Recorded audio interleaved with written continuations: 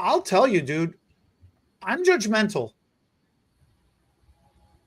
If I see somebody come up to me and trying to help me, if they don't look put together, my first impression is a negative impression.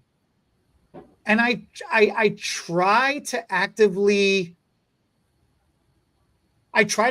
give everybody a chance. I try not to judge a book by its cover. I really do try not to. But there is a certain part of me that also says is doing it. Like I'm in this conflict. I'm in this conflict in my mind. Yeah. Right. How do you run into that yourself, and how do you deal with it? I it depends on the situation, but I will tell you, if it's someone that comes up to me to help me and they don't look the part, there's always that part in the back of my brain that goes, maybe this isn't a person that I should be talking to right now. The whole thing of, you know, when you approach somebody, now if you're the client, just think about that.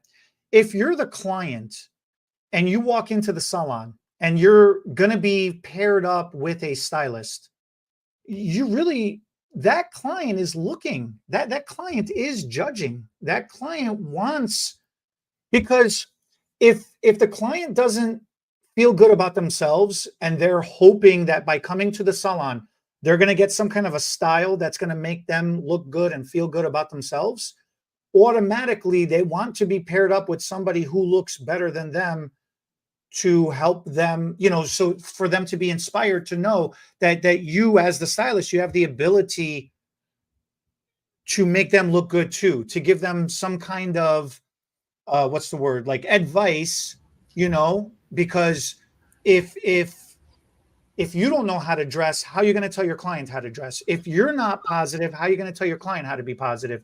If your hair is not styled, blow dried, and looking with volume and fullness, how are you going to tell your client to get volume and fullness?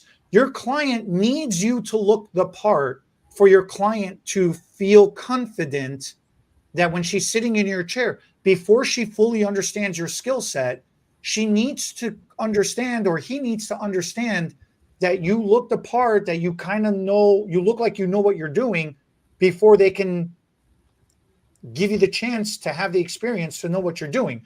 And that's the reason why we're explaining about, when we go out places and we get helped by people, whether it's a server at a restaurant or the doctor's office or to a store or something. Yeah, the employee, I want the employee to kind of look like the employee looks like they know what they're doing, not just sounds like they know what they're doing. So to a certain degree, you need to look the part to get the part. Right. Then you need the skills to keep the job, to keep the part going, Right. And that's where the whole argument behind fake it till you make it falls apart. Because it doesn't matter how much you look the part. If you cannot do the job, you are SOL. You're up a creek without the paddle. Yeah, 100%. 100%.